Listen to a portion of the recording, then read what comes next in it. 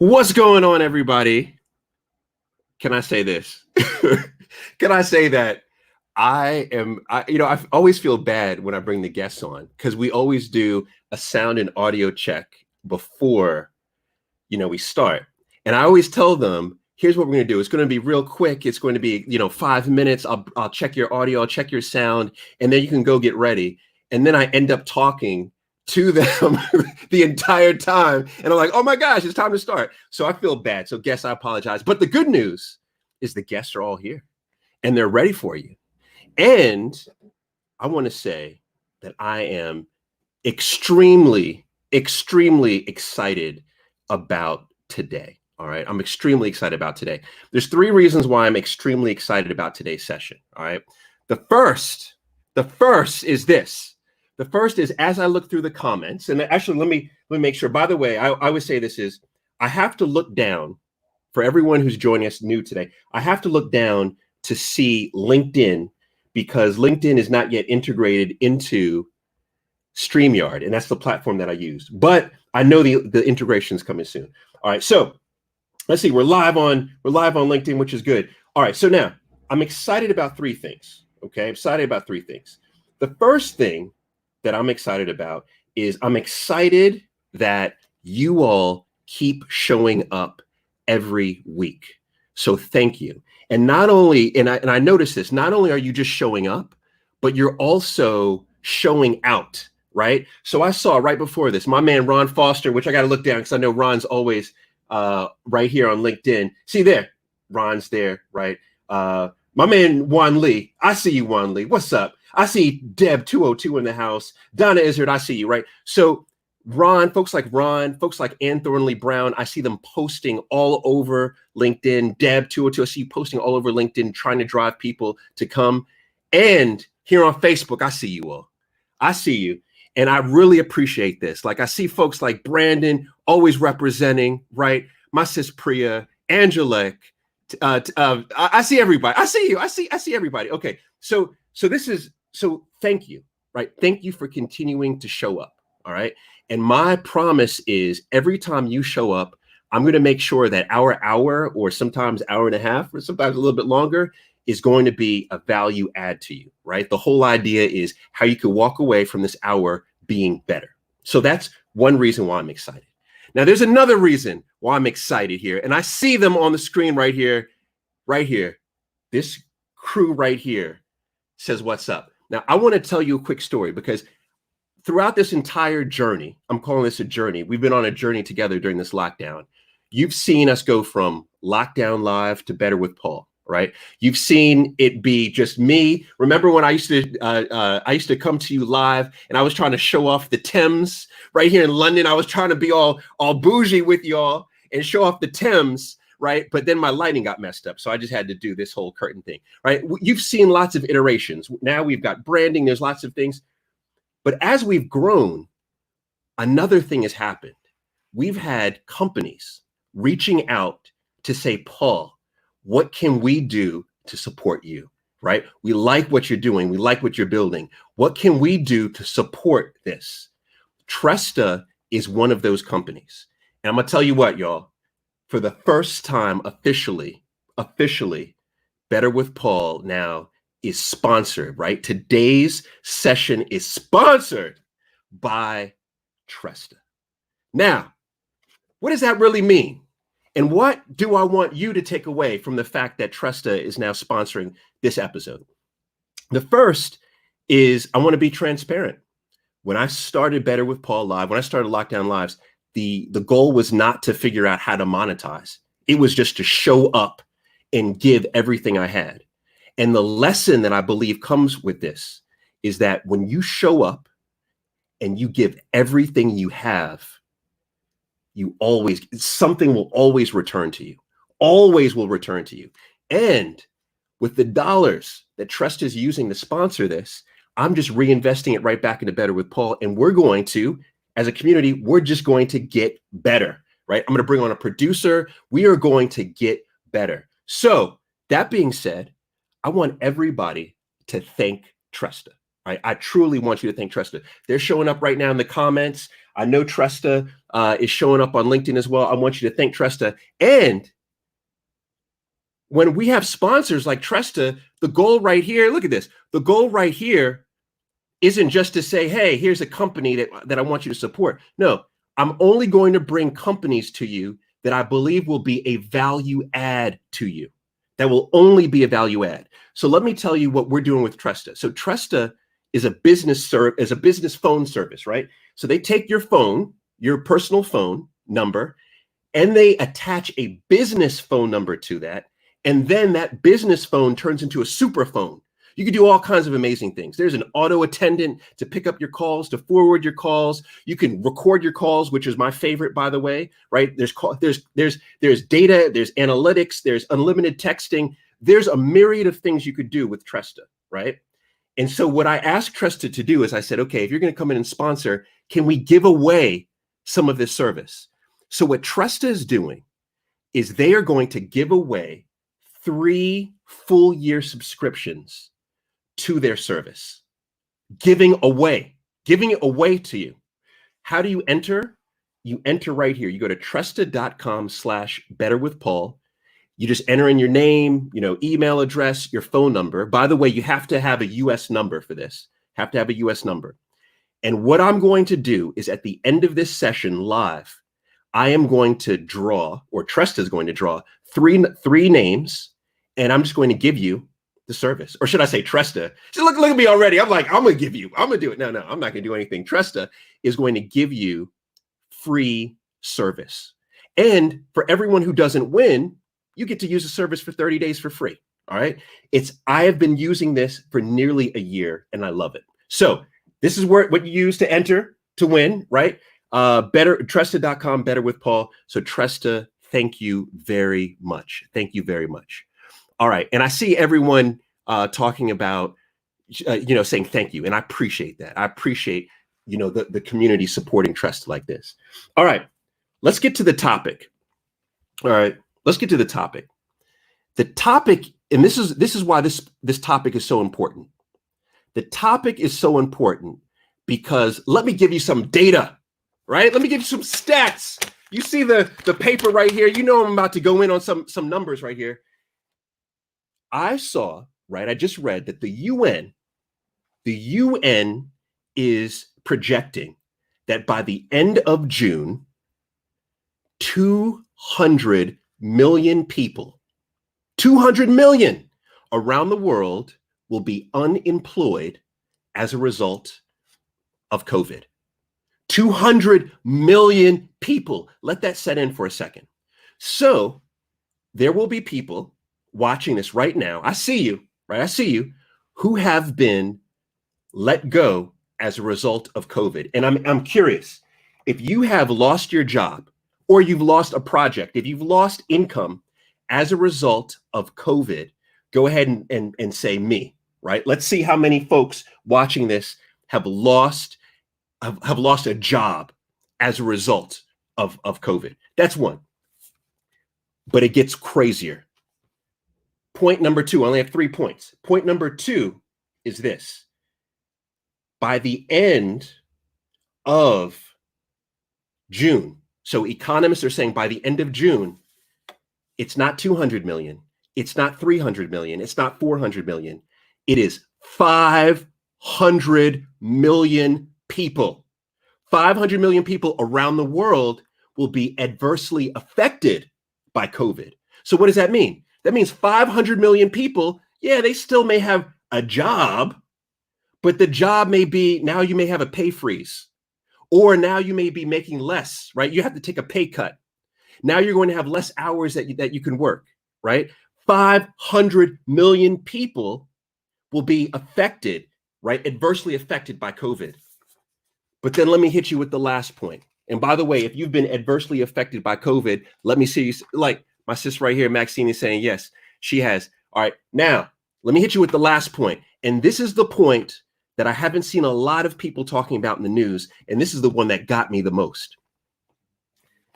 Now, in 2017, economists, they interviewed lots of CEOs of companies around the world. And they said to the CEOs, they said, what percentage of workers do you believe will become freelance? Right, will become freelance, right? So, right, we live in this gig economy where there's a lot of freelancers, but in 2017, especially in the United States, you still had 80% of all workers were not freelance workers. They had, 401ks, right, retirement funds. They were working for full-time for a company. But in 2017, they asked these COOs, they said, hey, what percentage of the workforce do you think will become freelancer, right?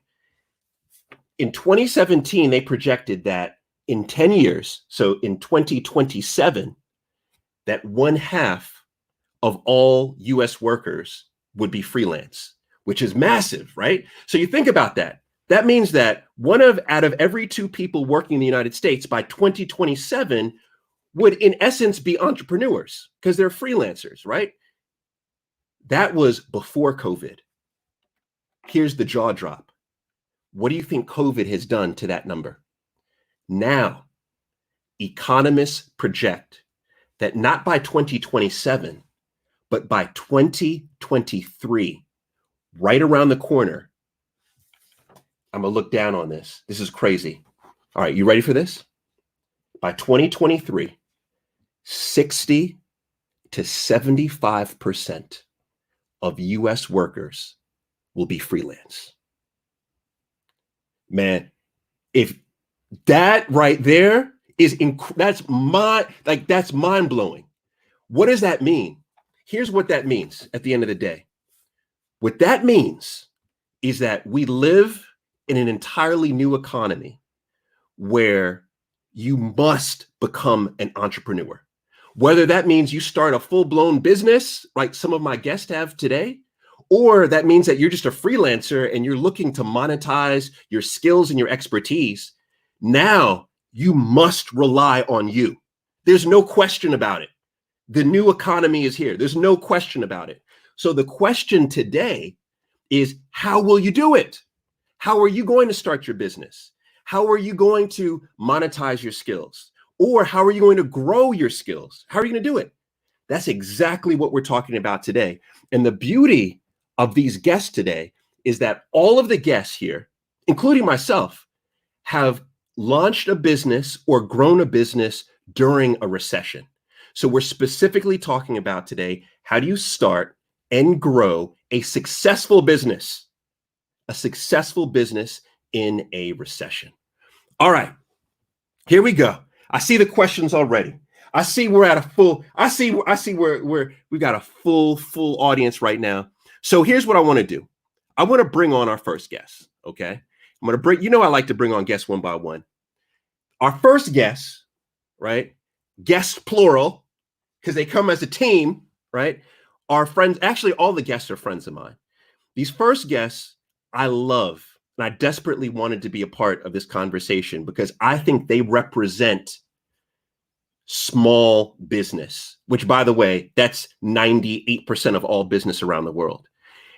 I think they have built an incredible business through very challenging economic times and through very challenging competition. I mean, they're in the book business.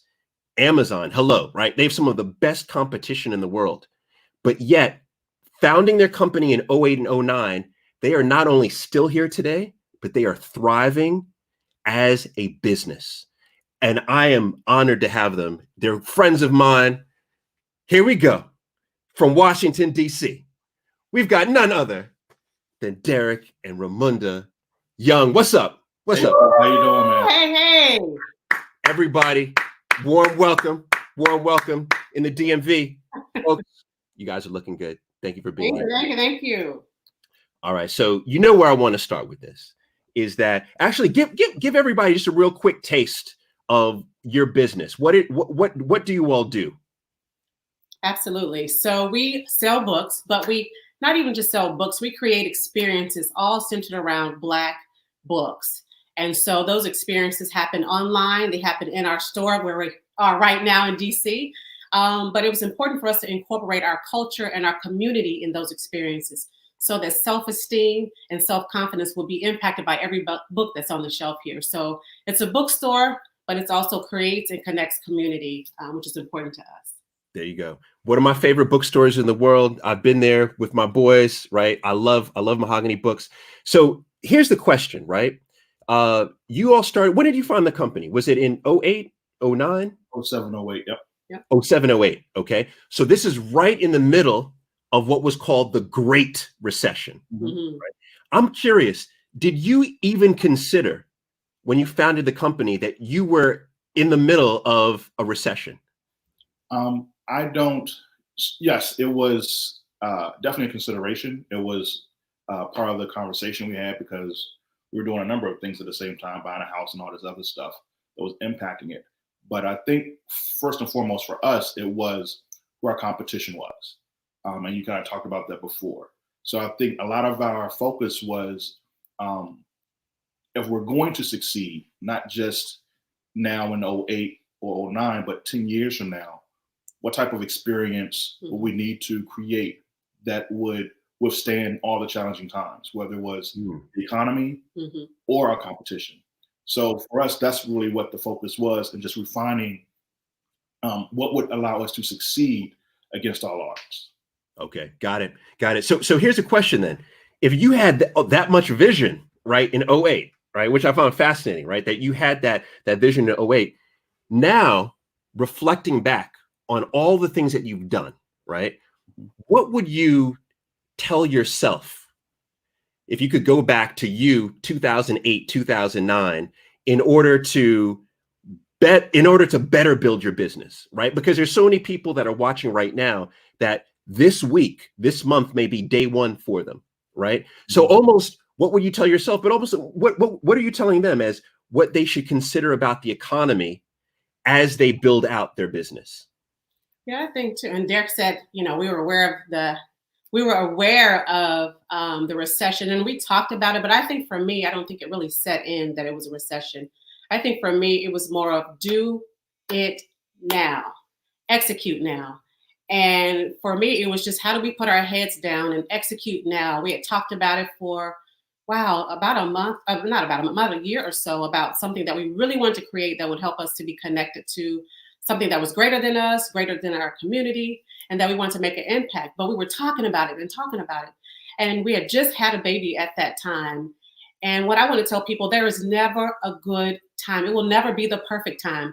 You'll either have just bought a house. You'll either have just had a baby. You'll either have just got laid off. So the question becomes, when are you going to execute? And not just execute on anything, but execute with intention. And for us, that was very important, to execute with intention and not just do something that we felt was trendy or that we felt was cool, something that was important to us. And so we had to just put our heads down and focus on executing now. And I remember poignantly, a personal friend of mine was like, hey, you've been talking about this thing. You've been talking about this thing, Ramonda. When are you going to do it? All you need is A, B, and C.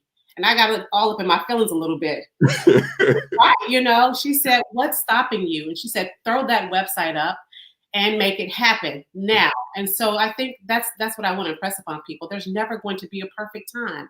Move with intention and execute now on something that is important to you. That's important to you, that's going to live on after you are gone and make that type of difference. So that's what worked for me. What about you? And if I can add on to that, I would say, I think the key word for me out of that was intention.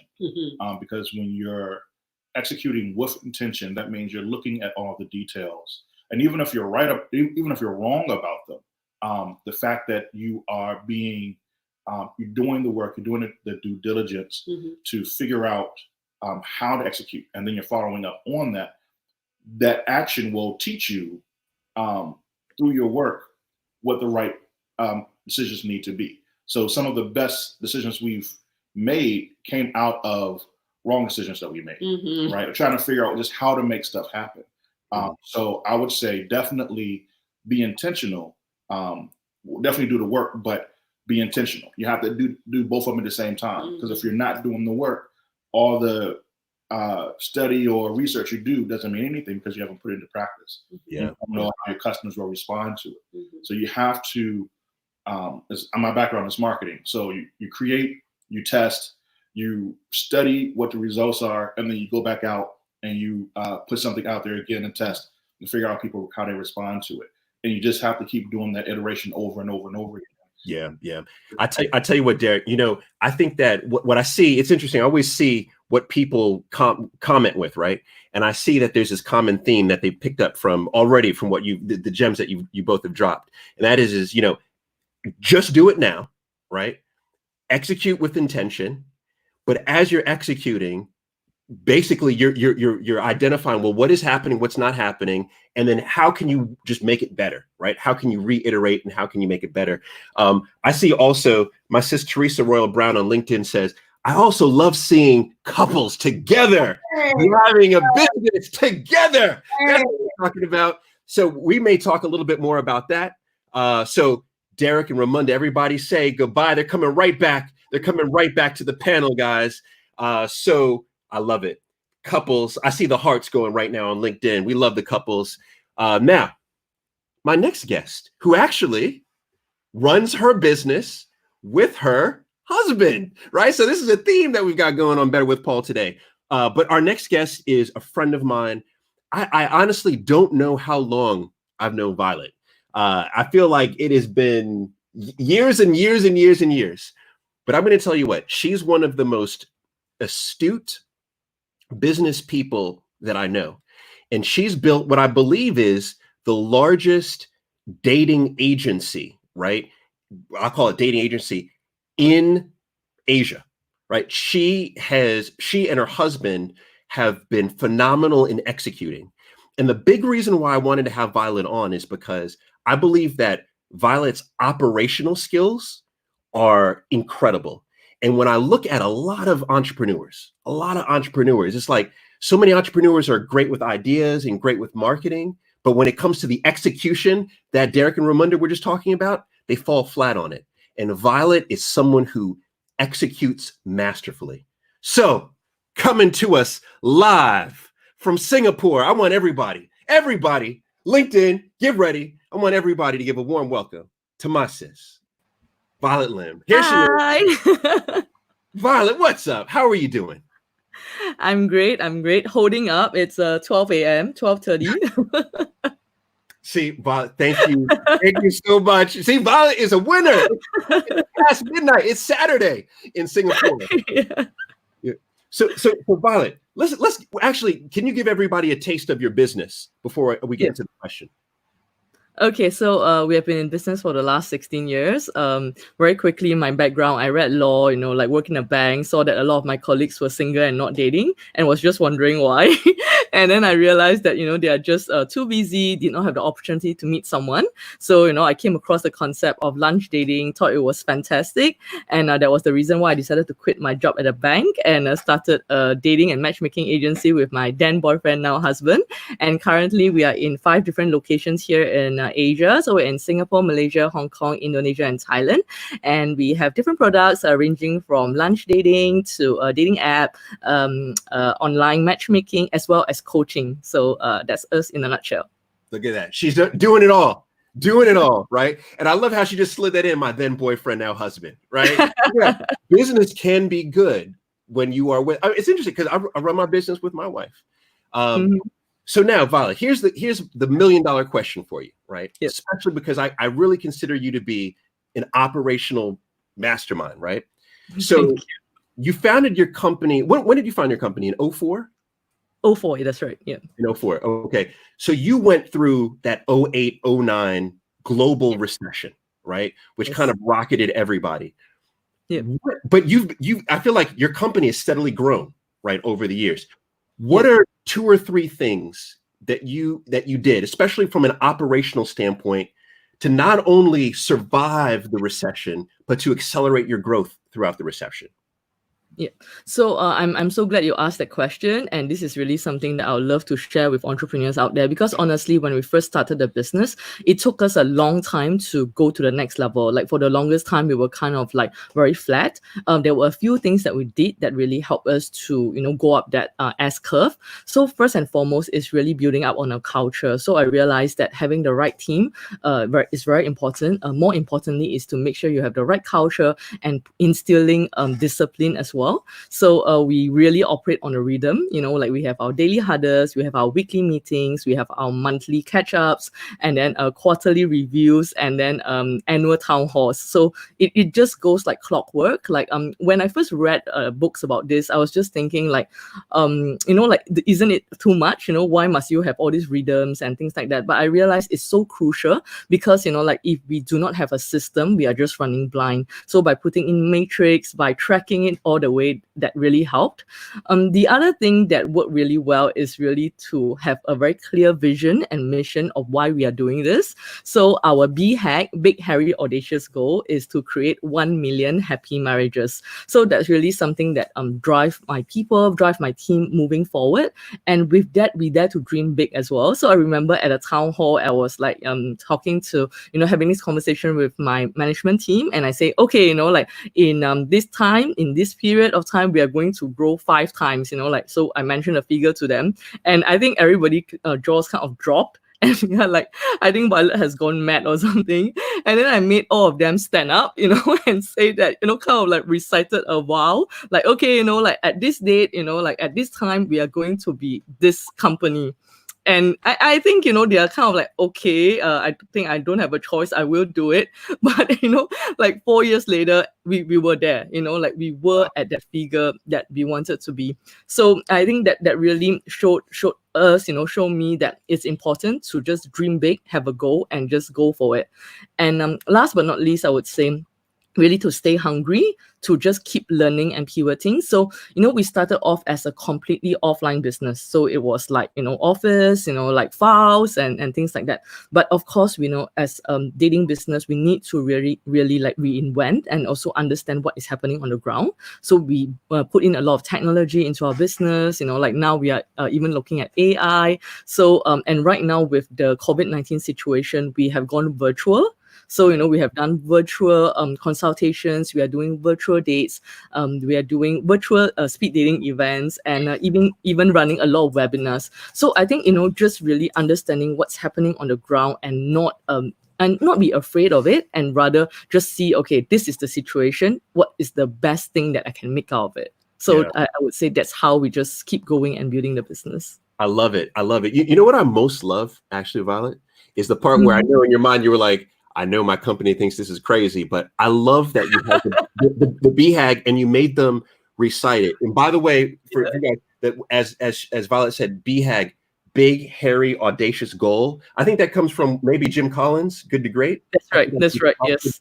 Which, by the way, is a phenomenal read for all of the entrepreneurs. Jim Collins, Good to Great, seminal book in terms of building a great business.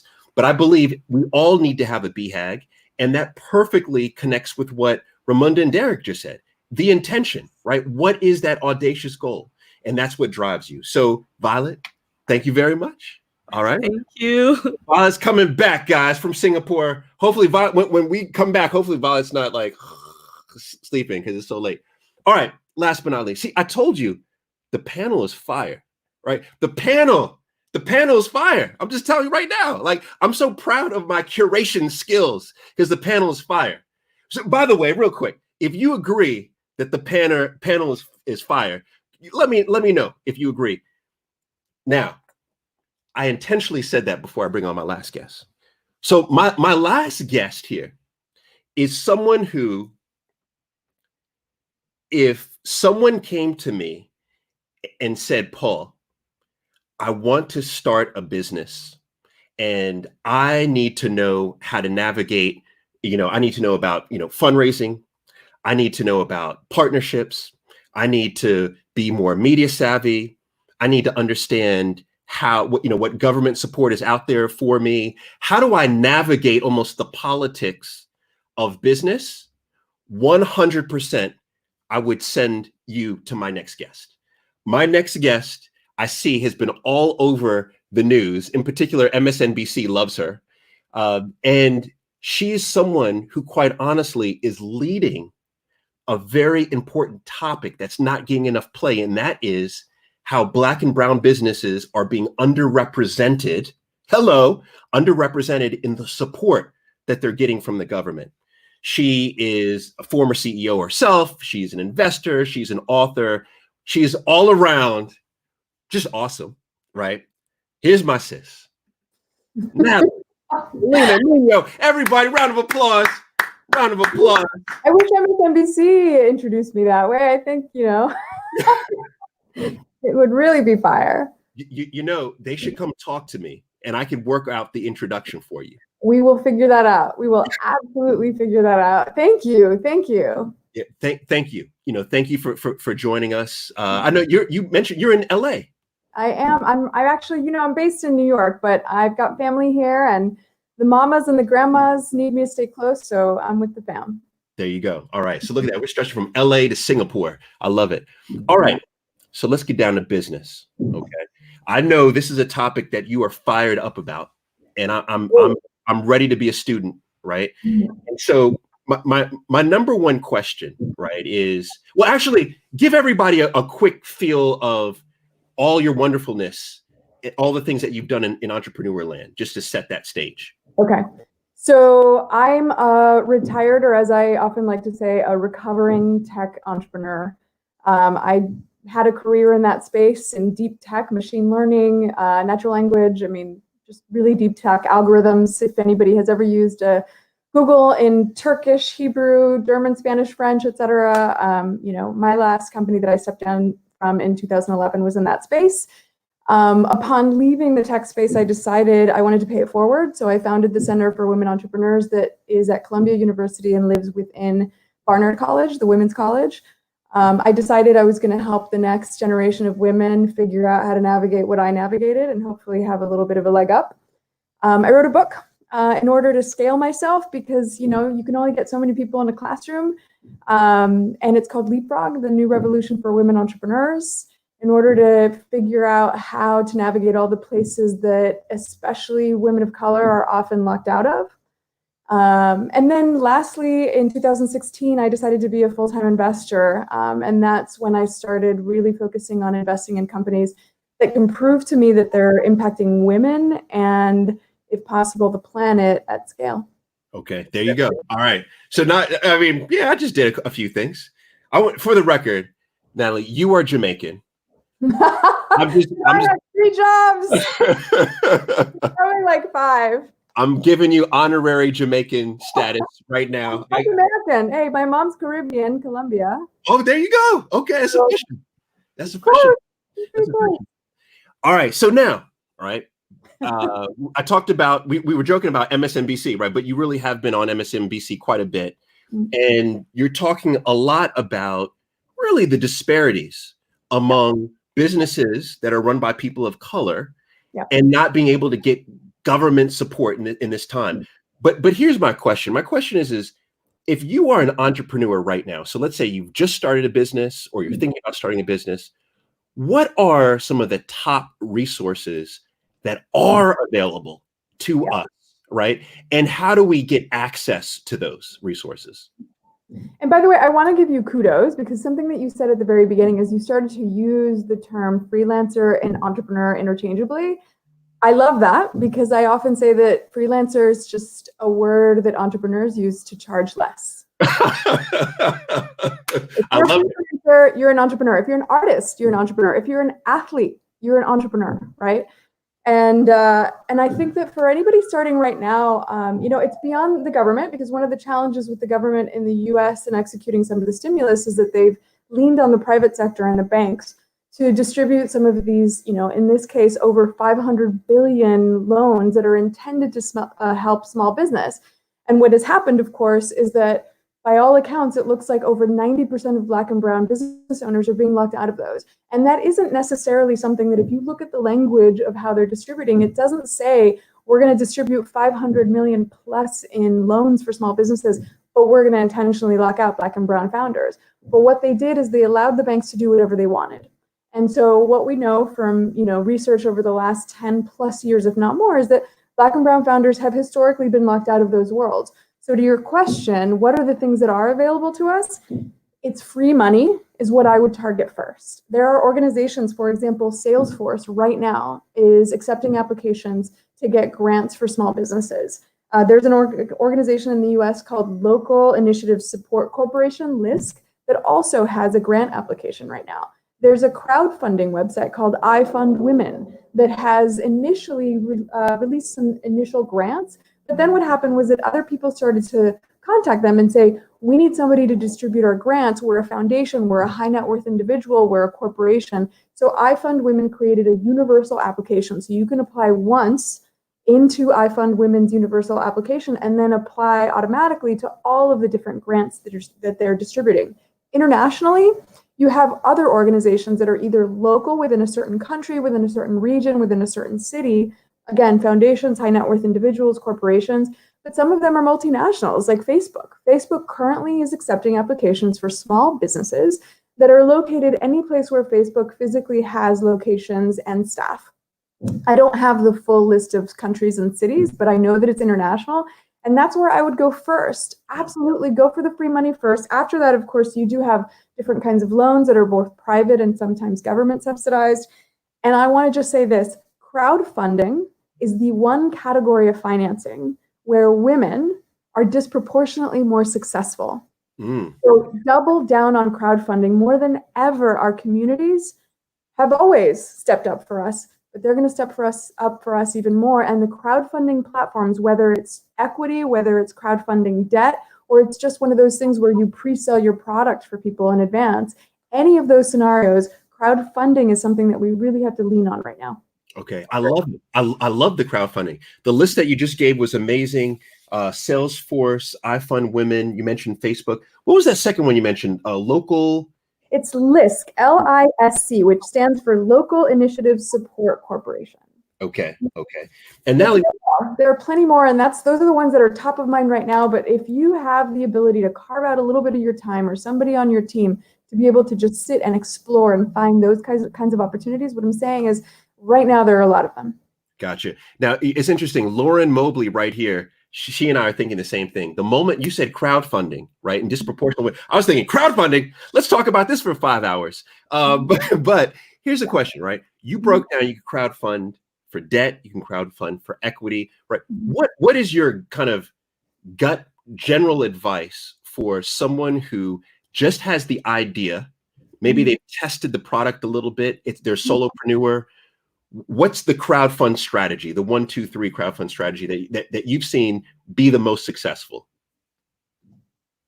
I take my cues from an expert who is, her name is Emily Best, and she started a crowdfunding platform that turns out to be the single most successful crowdfunding platform in any country and in any category. They happen to focus on media and creative. So they crowdfund for TV, film, and more recently, they've added theater, dance, podcasts, anything in the creative space.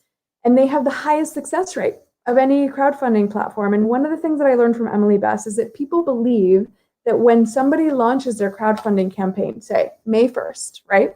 You see it come up on your Facebook. Maybe you see an email from the person running the crowdfunding campaign saying, hey, I'm raising, here's what I'm offering. Can you please participate in the crowdfunding campaign? What people don't realize is that the successful crowdfunding campaigns started months earlier. In a perfect world, started 6 months earlier. Not a perfect world, fine. You accelerate that and you close that window a little bit. But what's happening during those crowdfunding campaigns is that somebody has outlined the story, somebody has outlined what it's going to be, and they've reached out for weeks in advance, one by one, hand asking, right, the people that they think are most likely to be successful, so that on the day that that crowdfunding campaign launches, what you see, if you're not close friends with that person, is you see this campaign and you see all these people talking about it, and you see some person putting in $10 and somebody else putting in $50, and it looks like there's all this momentum and excitement. And that first day, it's like, what is going on? This crowdfunding campaign is fire, because quietly they planned for that day weeks and weeks in advance. Yeah. There you go. So you have to sow the seeds now, right? Sow the seeds now. I think that's brilliant. I believe there will be a lot more questions about crowdfunding. You just opened up like a massive door there. But Natalie, thank you very much. Everybody say thanks. She's coming right back, guys. She's coming right back. All right. I told you the panel was fire. All right. So now we're about to get into the panel discussion, which is my favorite part. But before we get into it, 2 things. 1, if you have questions, start entering your questions in. LinkedIn, I'm on top of you, right? I see you. Facebook, I see you. YouTube, I see you. Periscope, I see you. If you have questions, start entering those questions in because you can see the panel is ready. Okay, that's number one. Number two is this, guys. This is it. This is it. This is your last chance to enter the drawing. Right at the end of the panel, Tresta is going to be, they're doing their selection. So this is it. This is it. You probably have about 15 minutes to get in to win. All right. 15 minutes. All right. 15 minutes. So better, Tresta.com, Better with Paul. All right. So now let's get the panel back. Here we go. Here we go. There she is. There she is. There they are. All right, guys. Look at that. The panel's ready. Okay. Now, here's where I want to begin. All right. There's a lot of crowdfunding questions, by the way, but I want to begin with Jamel Hardman, and hopefully I'm saying his name correctly. Jamel had posted this question before we started, and I like it very much because we're in a time, in a recession where, a lot of people don't have jobs, and Jamel wants to know, how do we as an entrepreneur create demand for our products and services without being insensitive during a recession, right? How do we do that? How do we promote what we're doing without coming off, insensitive? How do we do that? Anyone can take it. So I want to share something that I heard the other day that I thought was so spot on. And that is, if you want advice, ask for money. If you want money, ask for advice. So if what you want right now is money, ask for advice, meaning that ask your customers what they want. Ask them how you can be helpful. Do that if you're a sole proprietorship on a one-on-one basis. And if not, if you're a larger company that has a larger user base, send out a survey, listen to what people are saying, and find out how you can be most useful. And I guarantee you that both ideas will flow and opportunities will come to you that'll turn into monetization.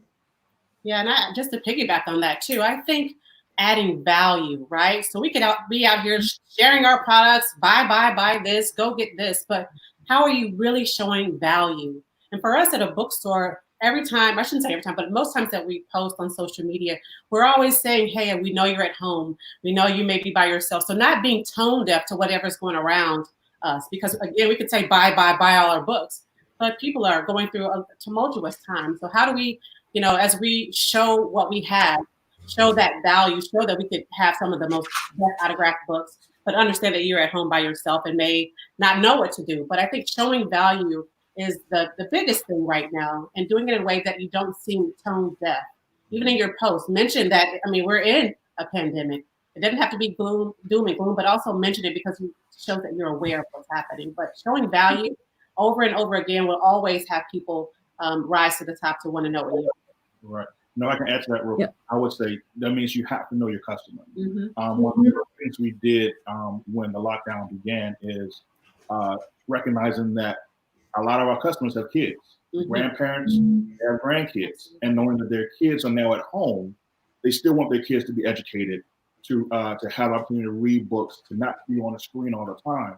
So you start understanding your customer, and then create your services and your products that specifically meet certain needs that allow the customer to still feel excited, and the fact that, not think about the doom and gloom of what's happening with the pandemic, but how can I still focus on what's best for me, my family, and my kids.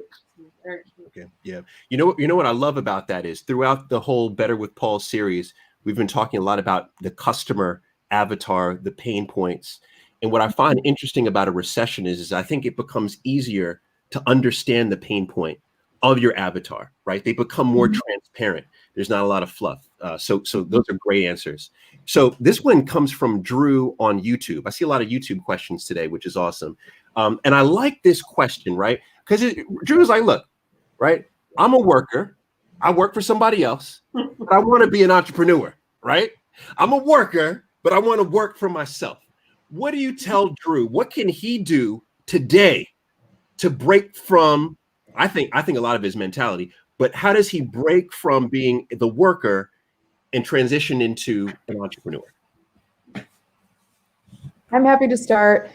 I want to just give Drew a little love here because we live, most of us, in a world where the cover of every entrepreneur magazine, every business magazine has the Silicon Valley culture pervasive. But the reality is that I want to center this really clearly, venture capital represents 0.05% of all startup and business funding. So even though they take up 100% of the oxygen and on every cover of every magazine, let's put this into perspective. They represent a teeny tiny, and let's be honest, in a moment like this, insignificant niche. The rest of us, the normal entrepreneurs, we don't actually have the ability to just quit our jobs and go and be in Y Combinator in Silicon Valley for 3 months and live in a dorm kind of environment to start a tech startup. The rest of us, most of us, start by having a side hustle. And so I guess I would say to Drew, you're in good shape having a job. And like most entrepreneurs, you might have to start by having a side hustle and then grow it to the point where if you see that that side hustle has the potential to bring you enough revenue that it'll exceed what you bring in your day job, then that's the point where you make the jump. Don't feel bad about the fact that you have a day job and you might be looking at magazines saying that if you're not all in, you're not a real entrepreneur. That's not true.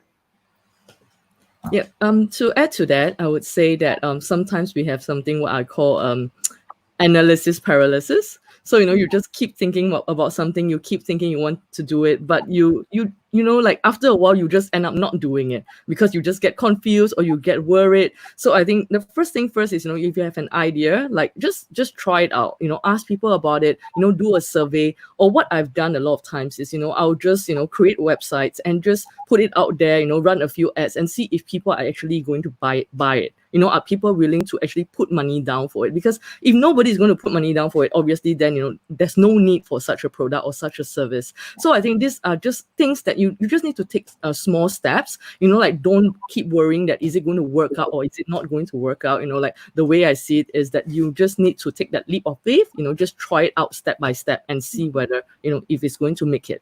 Yeah, this is exactly what I'm sorry. This is exactly what Derek said at the beginning, right? Of just doing it, right? Just put it out there. But here's a follow-up to that, right? And Ramunda, maybe you can kick off with this follow-up. Is Tamara Richardson asked, outside of the typical accounting 101 stuff, right? What are some of the monthly success measurements, right? To know that we are a healthy company, right? That we are successful. So I think this is a great piggyback off of what you just said, Violet. That is, okay, we don't have the analysis paralysis. We put the product out there, right? We go out there and we just try. What are some of the indicators that signal to us we are on the right track and we should keep going? So I would love to jump on this. I mean, and to be, regardless of industry, how many customers do you have? How many of them are you converting? I mean, if you're focusing on, I think those two up front, then you should see, especially if you're starting out doing it part-time, you're grinding out a successful business because you're finding that people are actually interested in purchasing your item. And then you're getting a conversion rate that says, hey, 2 out of every 10, okay, I changed this, now I'm getting 3 out of every 10. You see that you're getting success from the things that you're doing. So I like to say just focus on the basics. Number of conversions, number of customers that's coming into your store, number of conversions, and then how much are they spending each and every time. You're focusing on those 3 things. It's easy to see the growth on the revenue side of your business. Yeah, and I agree. And I think testing it out with being in a social media and online age, I think right now is a great opportunity to try certain things out with the least amount of financial risk. We launched different t-shirts and things. Some people back in the day would go print up 300 t-shirts and sell them out of the back of their car and hope they sell. Well, right now you have an opportunity to maybe purchase a prototype, and put that out in front of the community online or your email list or your family and really gauge their interest right there immediately before you put that huge investment behind things. So I think the market will immediately be telling you that, no, I don't want this, or people like, ooh, on the comments, I don't like this, or try it again. There's an immediate feedback that you get when you in this type of marketplace. But I do want to go back real quick. But I just want to add, talking to the gentleman who was thinking about what do I do now, what do I start? And I think Violet touched on it. But it is really going back and doing a self-assessment. A lot of people at home right now keep hearing, start a business, and I'm not sure what to start. What am I good at? What are my strengths? And something that I did personally years ago was I reached out to about 60 people, email, friends, former colleagues, and I asked them just in a very anonymous group doc, what were the 3 strengths that they saw about me? 3 strengths. Because I wasn't sure. I thought, there's one thing that I could see about myself, but then there was other things that people came to me for or knew me for that I may not been able to see very clearly. So I had them all email and I told them to be candid. What are those 3 strengths or areas that you felt like I was good at or that I could work on? So that person who was at home right now, who was not even sure about their strengths or the value that they could bring to the marketplace, do that type of test, reach out to people. And you'll immediately start to get a sense of, okay, this is what I thought I was good at. This is what people see that I'm good at. And this is what I'm passionate about. But that self-assessment from a good swath of people was very important to me, even in launching a different business outside of our bookstore. Gotcha. Just to jump in real quick, I get alerts all the time on my phone. And sometimes I don't want to, I don't want to say it because if it's bad news, I don't want to say it. So, but this is not bad news. This is something that we all need to know. This is a global event. Breaking news. Deb has just reported that the next verses will be between Erykah Badu and Jill Scott. Hey! Erykah Badu and Jill Scott are getting on. I'm sorry. Hey, I just had to put that out there real quick. Calm down. Breaking news, very important. The world must stop for that. That's going to be incredible. All right. So now I'm just curious, real quick, on the panel, who do you have, Jill Scott or Erykah Badu? Let's just real quick. No, we don't. Jilly from Philly. Jilly from Philly. No. Jilly.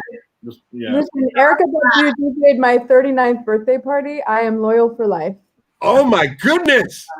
Oh my! She did your birthday. Oh my goodness! We're coming for you, Natalie. That's a real G statement right there. She did Erykah Badu did my birthday. Whatever she does, I will follow. Oh my goodness. That's where it's at. Oh my goodness. All right. So now let's keep going. I know we're almost at time. There's a lot of questions. I want to get this question in. This is a question that came in earlier. And I love this question because it suggests vulnerability. All right. Mm-hmm. What do you believe? Let's go around, right? What do you believe is the number one, if you can pick one, just pick one, mistake that you made in the first year of your business? The number one mistake that you made in the first year of your business. I know we'll be able to write a book from what you guys say on this, but please, whoever wants to jump on this. I don't know if I could really call it a mistake. I know the first website we did was bad. I'll just say bad. But what I learned from it was it really made me go back and study and learn some of the basics of building a website and what people were looking for. So I can't say it was necessarily a mistake because I learned so much from that process that it put us in a position where we are now. That's good. And I would add, personally for me, was procrastination, right? There was procrastination and listening to others. And I'm not saying don't do your research, but listening to others, when you have something deep within you that you know you are supposed to do, that you know you're supposed to execute on, and you hear all this noise. And I say that because we're in this very unique industry with book industry. And so a lot of people are like, don't do books. Why are you doing books? That doesn't make sense. It's the demise of books, right? And I get that. We weren't tone deaf to the industry. We weren't tone deaf to what was going around us. But what I needed to do was turn up my own voice and mute the naysayers. Because it didn't matter how long our bookstore was supposed to last. It could have been 2 years. It could have been 5 years. It could have been 30 days. I'm not sure what that was, but what I was sure of that is that we were supposed to execute on it. We were supposed to do it. And I think at one point, just hearing all the chatter of everybody else saying not to do it, I remember being on a panel specifically, and they asked, what are your goals? And I said, one day we want to open up a bookstore. And on this panel with these esteemed guests, industry leaders, and they were like, don't do it. Change your model, change what you thought. And I'm like, wait a minute. When we were in touch with our community, Black people read books all day. We share a book, we'll read a book, we get around and talk and discuss books. So I knew that was important. So I think the biggest thing that I missed out on was listening to myself, right? And so that could have slowed down the process. And then I could pass that on to my husband. Then it starts happening to him to second guess things. But I think listening to ourselves and listening to myself was something that I faltered on initially. But let me follow up with that, because Sure. I think you both are a testament to this. Because I think about, my God, if this was 08, 09, we were in the middle of a recession, right? As you said, you have a child, you're buying a house, like all this thing, and you decide to create a competitor to probably one of the fastest growing, well-financed companies in the world. I can imagine everybody saying, don't do it. You're crazy. Don't do. Everybody's telling you not to do it. How do we strengthen our inner voice so that we can block out the naysayers? What do we need to do to strengthen that inner voice? Man, you know what? I really had to, a lot of it, and what Ramona was talking about was I had to check myself. I had to check myself and really understand what it is that I wanted out of life. Like Ramona said, if we only lasted 5 years, I didn't want to have the regret of being 65 and saying, man, I wish I had done this. So I had to understand what it really was that I was passionate about, what my life's goal was. So that was number one. Number two was the people that I was surrounding myself with. I made sure that I was around people who were supportive. When I felt that they weren't supportive, I listened with this little bit of an ear, try to get something out of it. But I need to be around people who are going to push me up, empower me, and help me talk through the process. Because those are the people who are your real supporters. If they see your vision, they'll help you figure it out. And those people will be beneficial to you in the long run. Yeah, I agree. We can talk about this all day, but knowing your audience, when you're doubting yourself, go out and look, talk to people, get that research, get those anecdotal pieces of information that confirm what you're doing is the right thing. We weren't trying to be the bookstore to everybody. We were clear about that. We were trying to be a bookstore to not a niche, but as my friend Paul says, a micro niche, right? Not the big, but down all the way deep is who we were focused on. So people may not have gotten that vision. It wasn't my goal to make sure they got that vision. The vision was given to us to create it. And so I think people have to hunker down. We had to hunker down and just turn up. I mean, when I say turn up, it sounds crazy, but really turn up what you know to be true. Do your research. Reach out to people. When people are saying, yes, we need a bookstore. We've been waiting to get together. And there's no books that speak to us. And you mentioned another competitor, and there's a lot of competitors. They don't have the books that we have. Right. They have a lot of the mainstream, but when you talk about some of the very, very niche, it's even hard for us to get some of those books. But those books end up being some of our top sellers because we know our customer base. And so knowing that customer, it wasn't about who's doing what. It was about what God gave us. Don't have me start preaching on here, Paul. Yeah, God put in my spirit, what God put in my spirit, and executing on that vision. I don't care what anybody else says. And I don't care how long it lasts. Do that thing. It changes the world for you and your family. There's always a moment in these sessions where I need a collection plate. Hey. That was it right there. That was it. All right. So now I loved it. I'm about to send a few copies of Leapfrog to DC. So. Bring them, Natalie. That's happening right now. There you go. All right. That was a brilliant answer, folks. I don't know. Natalie, Violet, what do you think? Number one mistake that you feel like you made in the first year? I felt that I did not realize the power of PR. So, like when we first started the business, like we put a lot of money into marketing, and then I actually had someone who runs a PR agency that came to talk to me, and I was just thinking, okay, like if I put $5,000 with marketing agency, or I put an ad, I know for sure the ad is going to appear.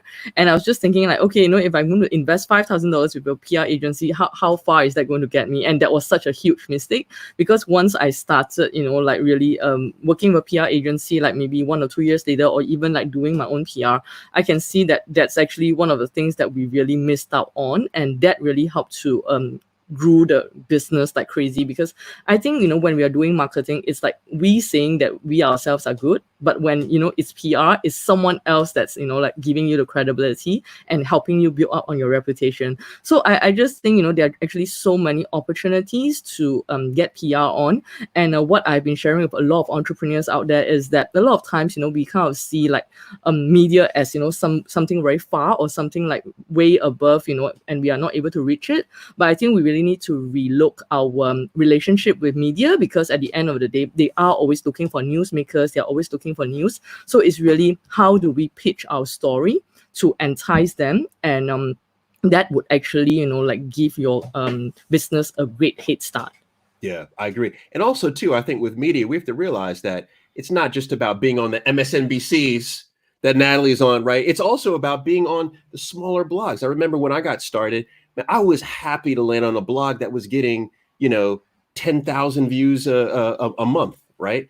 And so I completely agree. And there's a wide range in media. So there we go. Violet, thank you very much. So let's just because we know we got Natalie now.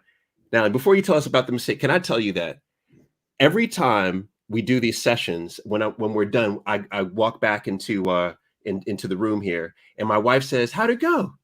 And I kind of run down how it went. Do you know what I'm going to tell my wife when I walk back? That we both look good after 5 years. We both look really good. Well, actually, this is what I'm gonna say. I'm gonna say, do you know Natalie had Erykah Badu at her birthday party? I'm gonna say she had Erykah Badu singing at her birthday party. You believe? Focus, Paul. Focus. All right. So now, what was when you started? Right, first year out the gate. What was that mistake? It was both my mistake, and it's one that I know you've talked about this a lot, imposter syndrome, that keeps coming back. And I wanted to mention this one because now is the time when I think we're all going to see this one rear its ugly head again. And I put it in my book, and that is this idea that we all tend to focus on planning for the worst case scenario. And going through a pandemic, and I think the collective trauma that we are all experiencing, especially business owners, especially the Black and Brown community, which in the US represents the majority of the souls that have fallen. This is real trauma that we're dealing with. And so it's going to be very easy to do what I did in the beginning, which is to build my business focusing on what is the worst case scenario, what happens if something goes terribly wrong. There is nothing wrong with planning for the worst case scenario. There is nothing wrong with having that bit of savings that'll hold you over, with making sure that you have insurance, all the different insurances that are necessary. There is absolutely nothing wrong with that, but that's not vision. That's not scale. That's not dreaming. And at the end of the day, entrepreneurs are dreamers and they're creative.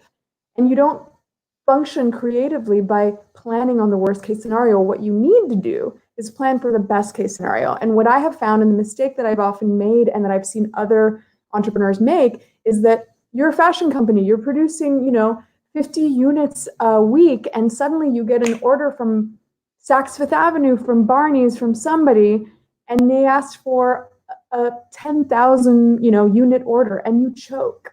And the reason that you choke is because you had not planned for that best case scenario. What happens if we get a windfall? What happens, to the point of Mahogany Books, if you suddenly get that website right and you really understand your audience and you get massive conversion, right? You have to plan for the best case scenario and not lose sight of that. And I would argue that right now during a pandemic is when we need to hear that the most. And I want to say there was one thing that came up today. Yesterday, there was an article in the New York Times, and I love it. This guy named David Sachs wrote, Elon Musk will be fine, but if we lose our barber, the fruit store on the corner, or the plumber who saved us in a flood, we will have lost a piece of ourselves. Entrepreneurship is everything. And the people on this call and the people wanting to start a business, we may not be the ones that are on the cover of every business magazine, but the truth is we're the lifeblood of any economy in any country, in any city. And we have to keep that dream alive and not use or not allow the trauma of the current situation make us think small. Wow. Another pass the collection plate, right? I mean, completely agree. Well said. Elon will be fine, right? But we can't lose the barber. I lost the barber a long time ago, unfortunately. It's not a good thing. But well said. Well said. And I would add, by the way, that alliances are really important. I think that when we're just starting off, we isolate ourselves. Yeah. We're working really hard in our business and we don't build those alliances. And I think that now more than ever, Yes. right? I look at the Cuban American experience. If you are Cuban and you just arrived from Cuba, you connect with a Cuban and without any questions, you are allowed in their home and they give you the setup that you need to be able to start your life in a new country. The Jewish community have done that really well. The Korean American community here in Los Angeles, for example, have done that really well. Who is our family needs to grow, because right now the family is Black, Brown, Native American. The family just got really big and we need to stay within our family. We need to shop with our family members. We need to make sure that we go to the places that our families own and not the places that Jeff Bezos owns. Yeah. You know, Ooh, I had to bring everybody on. I mean, I don't think there's any better way to end, because I have to end because we ran over, but I don't think there's any better way to end than on that note. We need alliances. I mean, I see right now everybody throwing up amen, amen, amen. Any closing thoughts? But just real quick closing thoughts. Does anyone actually? No. Let me do this. Let me respect the time. Here's what I'm going to do. All right. Here's what I'm going to do, because I'll make closing thoughts another hour. Natalie, what can we do to support you? So, thank you. Phenomenal. Thank you for adding to our lives. You added to our lives, right? If we had a collection plate, we would definitely pass it. What can we do to support you? I see everyone talking about how appreciative they are of you and what you've shared. So what can we do to support you? I am not going to be able to sleep at night if Black and Brown Main Street does what you said at the very beginning of this call. And your numbers are right. What I'm hearing, for example, is that of the 4.8 million Latino businesses in the US, half of them might go away and not come back. So help me help the community. Go to leapfroghacks.com or We Leapfrog, because it's about us, it's about we. Subscribe and share the resources with anybody who needs it. We need to save as many businesses as we can. Okay. You know, you mentioned a very important point that I did not mention. So thank you for saying it. And that is that when these businesses go away, mostly Black and Brown businesses are not coming back. So that's a massive point, So everyone definitely support my sister right here. Natalie, good to see you. As you mentioned, it's been 5 years since we've seen each other. We spoke at a conference together 5 years ago. Actually, no. Then didn't we have lunch in New York? We had lunch in New York. Yeah, after that, I think.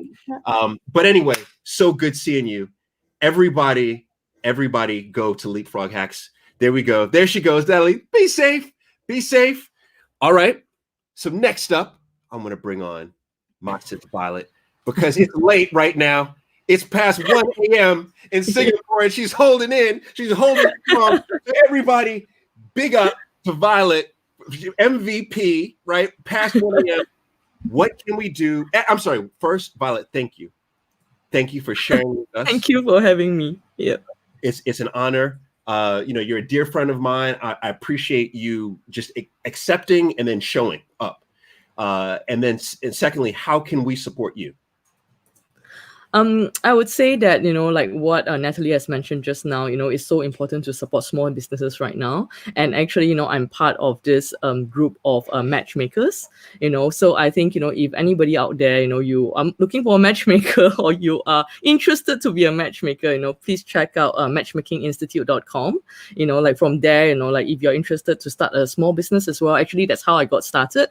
I flew all the way to New York to attend a course at matchmakinginstitute.com, and that really kind of like kickstarted like my journey to where it is right now. Like, do check it out. Like, there are certification courses if you want to be a matchmaker or if you want to be a date coach. And of course, like it has been awesome connecting with everybody here. I would love to continue that connection. So do follow me on Instagram at Violet Lim, or follow me on Facebook. So that's /Asia Love Guru.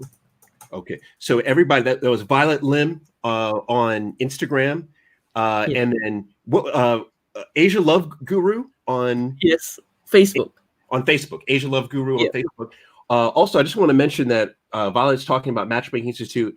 I am an advisor to Matchmaking Institute. The founder is a dear friend of mine, Lisa Clampett. Matchmaking Institute, I strongly encourage people to participate in. It's a great community. A matter of fact, I think it's the best professional community for matchmakers and date coaches. So, Violet, thank you very much. You, Paul. Very much, very much. Tell your husband I said hello too. All right, there goes Violet. Thank you very much, and everyone, stay tight because I'm about to announce these winners from Tresta. Tresta, get ready to tell us who won. But before, we have to bring on the dynamic duo. There they go. There they go. Thank you. Thank you. Thank you. Thank you. Thank you for what you do. Thank you for how you do it. I'm walking away not only knowing that Natalie had Erykah Badu sing at her birthday party, but also I'm walking away with what I love, and that is listening to my inner voice, building up my inner voice, not listening to the naysayers. So that being said, what can we do to support you? What can we do? First, it would be awesome. We just launched something that we're so passionate about, which is Mahogany Books Front Row. And it's just, a lot of people are doing virtual events, but ours is very specific to Black writers, Black authors. And our goal is to connect people who are sitting at home, whether it's their kids or not, to these Black writers. So launching Mahogany Books Front Row, people can go right to our website, sign up, see some of the dopest authors out there, New York Times bestselling authors, and sign up and be part of those experiences. Just because we don't have a physical space available does not mean we cannot have those intentional conversations about community and culture. So, and then they can follow us online, all of our platforms at Mahogany Books. What else, baby? I would also say we have some great bundles for kids. Yeah. I mean, during the time when kids aren't in school and won't be in school for a while, there's some great bundles for kids for lower elementary up to high school. So whether or not you have a kid or not, I would say go to Mahogany Books, purchase a bundle and give it to a kid, neighbor, your kids, nieces, nephews. Mm-hmm. It's a great way to keep them, divide up the screen time because they're doing a lot of that now, but books, keep them engaged, keep them reading, stop all that COVID slide, I guess we would call it now. COVID slide. COVID slide. That's what I said. No COVID slide. There were a lot of questions around where do you all ship? There's a lot of people because it's an international audience. Where do you ship right now? We ship all across the United States right now. Domestically, as well as military bases across the country, across the world. Okay, good deal. My man Mark Williams on LinkedIn said, you both have a beautiful vibe. Beautiful vibe. There you go. There you go. All right. Thank you very much. Tell Jill we said hey. We're looking for dinner again. Tell Jill we said hey. Yeah, that's what I'm saying. And that was the last time, where we went for dinner. That is, that's my favorite, Mexican spot. By the way, the Mexican food in the UK is not hitting like that. Oh. It's fair. But thank you very much. Right. There they go. All right. Now, if you thought that panel was fire, then let me know in the comments. By the way, I love to take a temperature check. I see the winners have been drawn already, by the way, which I'm going to announce in just a second. But I like to get a temperature check. If you thought they were fire, let me know. If you thought it was lukewarm, if you didn't really like the panel, you didn't like, what you saw today, let me know that too. Because one thing I promise you is I read all of the comments. I don't know if you realize that. After this session, I watch the entire session back on Facebook, and I watch the entire session back on LinkedIn, and I read every single comment. So if you didn't necessarily like what you saw, you wanted to see something different, go ahead, put it in there. I'm a big boy, I could take it. But if you liked it, then let me know you liked it as well. And I think that the panel likes that as well. Also, please make sure that you support the panel. I intentionally don't bring on anyone unless I know they are fire, in my opinion, and they're going to add value to make you better. And that's the reason why also partnered with Tresta because I wanted to make sure that you had something of value. So Tresta, by the way, we're about to draw the winners. They are sponsoring this session. Tresta, thank you so much. I'm honored. If everybody can throw a thank you into Tresta as well. Thank you very much, Tresta, for supporting the Better with Paul community. Unforgettable. About a year ago, I started using the Tresta service and love it. If you entered into, let me put up the link real quick. If you entered Better with Paul and you did not win, then you still get 30 days free. So you're still a winner.